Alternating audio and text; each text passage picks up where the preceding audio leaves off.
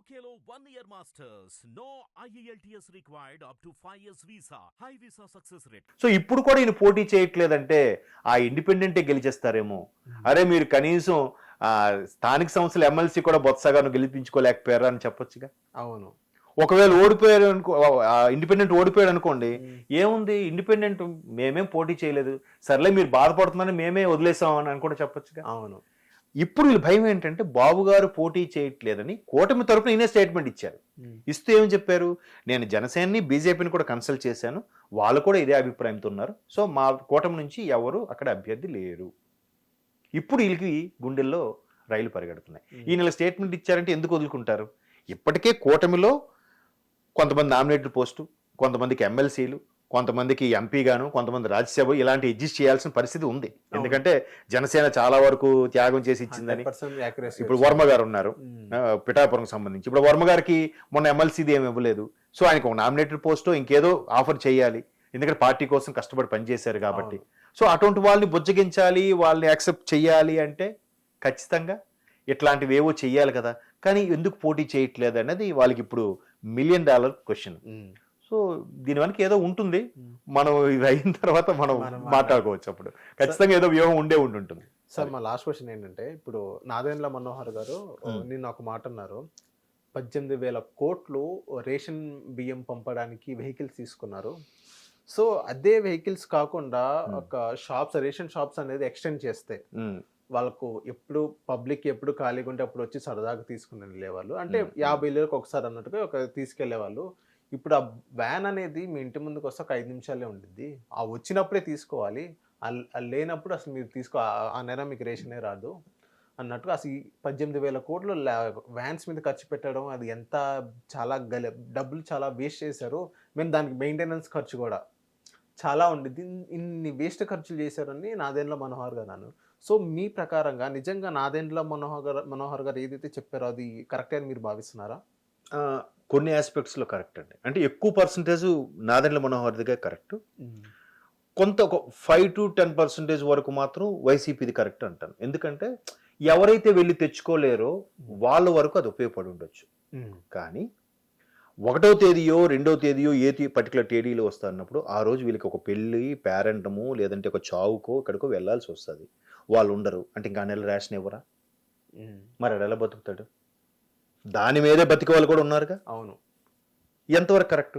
Next మీరు అన్నట్టు vehicle, పర్టికులర్గా ఆ వెహికల్స్ అన్నీ కూడా పలానా షోరూమ్ వాడికే. ఇంకా తెలంగాణలో కూడా మనం విన్నాంగా కొన్ని ఇన్నోవాలకు సంబంధించి అప్పట్లో చాలా జరిగాయని. అవన్నీ ల్యాండ్ క్రూజ్ కాదు, అంతకుముందు ఇన్నోవాలు, పోలీస్ పెట్రోలింగ్ సంబంధించి కూడా ఇన్నోవాలు ఇప్పుడు ఒకే షోరూమ్ నుంచి కొనబడ్డాయి అని కూడా ఏవో ఉన్నాయిలేండి, అవన్నీ ఎందుకు ఇప్పుడు. సో ఈ వెహికల్స్ అన్ని అదొక సెట్టింగ్. మళ్ళీ దానికి ఒక డ్రైవరు, ఒక క్లీనరు, మేబీ ఆ డ్రైవరే క్లీనర్గా ఉంటాడు, ఈ ఎవడైతే రేషన్ పంపిణీదారుడు వస్తాడో వాడు తూకం చేస్తాడు. దానికి పెట్రోలు, మెయింటెనెన్స్, ఇన్ని జరిగినా ప్రజలందరికీ పూర్తి స్థాయిలో అందుబాటులో లేదు. ఒకడు వెళ్ళిన తర్వాత కొట్టుకోవడం క్యూలో చూసారా, ఒకప్పుడు నీటి సమస్యకి బిందులతో ఎలాగైతే క్యూ లైన్లో నిలబడి ఇబ్బంది పడేవారో ఆ పరిస్థితి వస్తుంది. ఆ రోజు తప్ప మిగతా రోజు వెళ్ళలేదు అంటే ఎంతవరకు కరెక్ట్ అండి అది? సరే, ఒక్కొక్క ఏరియాకి ఒక్కొక్క రోజు వస్తాం, ఫస్ట్ వీక్ మండే ఈ ఏరియాకి వస్తాం, మళ్ళీ నెక్స్ట్ వీక్ ఇదే రోజు మండే ఇక్కడికి వస్తామని అంటే, సరే ఈ మండే అయిపోతే నెక్స్ట్ మండే అని తీసుకోవడానికి ఏదో అనుకుంటాడు. లేదా పక్క వీధిలోకి ట్యూస్డే వస్తాం కాబట్టి అక్కడికి వచ్చి కూడా తీసుకోవచ్చు అంటే, అక్కడికి వస్తే మళ్ళీ వీళ్ళు ఎవరంట, ఇక్కడికి వచ్చినప్పుడే తీసుకోవాలంట. ఇది ఎంతవరకు కరెక్ట్? పెన్షన్స్ కూడా 1వ తేదీ ఉదయం మీరు తలుపు కొట్టి మరీ మీకు ఇస్తున్నారు వాలంటీర్లు అన్నారు. 1వ తేదీ ఉదయం లేరనుకోండి, సాయంత్రం 5 వరకు చూస్తారట, లేకపోతే ఇంకా 2వ తేదీ వెళ్ళినా బాగు అంటే లేదు. మరి ఇవి వెనక్కి వెళ్తున్నాయా, వీళ్ళు పాకెట్లోకి వెళ్తున్నాయా అనేది క్లారిటీ లేదు. అలాగా నాకు తెలిసిన మా పిన్ని గారు ఉన్నారు, అది నేను లైవ్ ఎగ్జాంపుల్ నేను చూశాను. ఇదేంటిది అంటే అంతే మరి, అందుకే ఆవిడ పాపం 1వ తేదీ అయ్యేసరికి టెన్షన్గా ఎక్కడున్నా, ఎక్కడ అండమాన్లో ఉన్నా, హైదరాబాద్లో ఉన్నా, మద్రాసులో ఉన్నా 1వ తేదీ కల్లా వైజాగ్ వచ్చేస్తుంది, ఆవిడ వచ్చి తీసుకుని వెళ్తుంది. మా అమ్మమ్మ కూడా హాస్పిటలైజ్ అయ్యారు, సేమ్ ఇదే ఎక్స్పీరియన్స్ అయ్యాను నేను. పాపం 1 month హాస్పిటలైజ్ అయ్యారు. సో ఆయన పెన్షన్ అనేది ఎవ్రీ మంత్ తీసుకుంటారు. బ్రెయిన్ స్ట్రోక్ వచ్చింది. అయ్యో, బ్రెయిన్ స్ట్రోక్ వస్తే హాస్పిటలైజ్ అయ్యారు. ఆ మంత్ పెన్షన్ అనేది ఇవ్వాలి. మరి ఎంతవరకు కరెక్ట్ అండి? ఇప్పుడు అది ఏమైనట్టు? ఎంతమంది లబ్ధిదారులకు ఇచ్చామని చెప్తున్నారు కదా, ఇందులో మిస్ అయినవన్నీ, మిస్ చేసినవన్నీ అట్లా చాలా అంటే ఇప్పుడు 1 నుంచి వారం రోజుల వరకు మీకు ఇస్తాం ఏ రోజైనా పర్వాలేదు. ఇప్పుడు రేషన్ ఇప్పుడు తెలంగాణలో అనుకోండి 15వ తేదీ వరకు ఇస్తారు ఇక్కడ. 15 తర్వాత వెళ్తే లేదమ్మా 15 వరకు మీరు రాలేదు కదా. 15th వరకు ఎలాగా ఉదయం కొన్ని అవర్స్ ఈవినింగ్ కొన్ని అవర్స్ పెట్టుకుంటున్నాడు వాడు.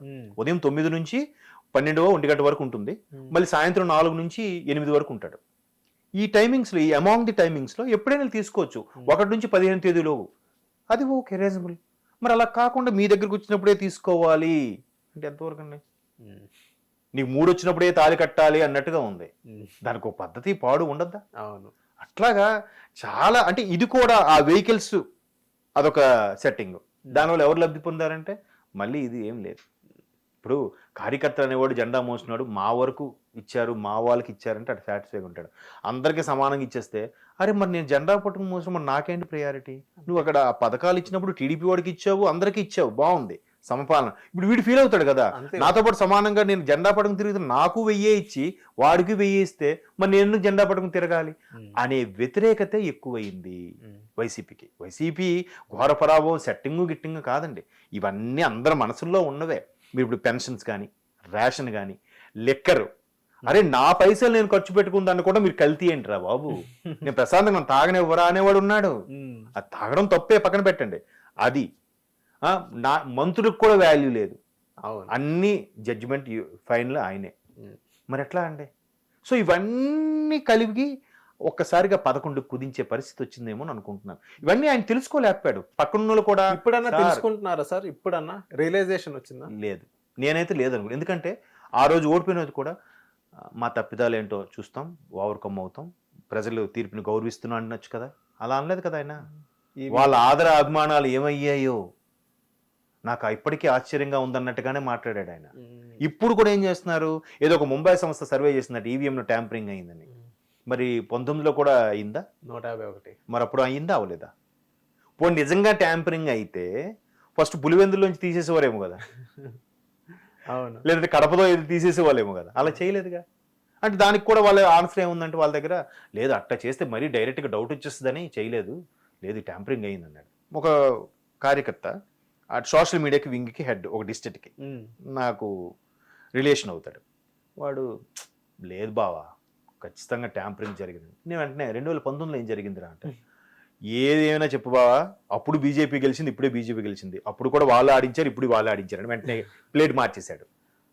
చూడండి, మరి అప్పుడు గెలిస్తే జగనన్ రా మా వాడు తోపురా టైగర్ రా అన్నారు, జగన్ మావయ్య అన్నారు, ఇప్పుడు ఇలా అంటున్నారు.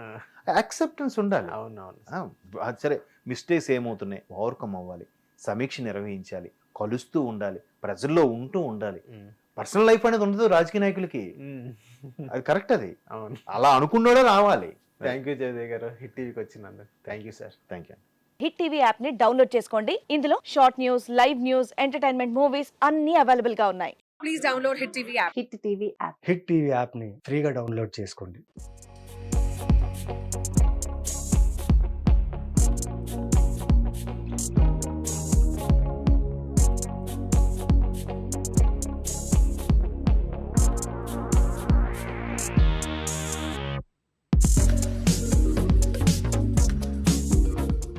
హిట్ టీవీ యాప్ ని డౌన్లోడ్ చేసుకోండి. ఇందులో short news, live news, entertainment movies అన్ని అవైలబుల్ గా ఉన్నాయి. Please download hit TV app. Hit TV app. Hit TV యాప్ని ఫ్రీగా డౌన్లోడ్ చేసుకోండి.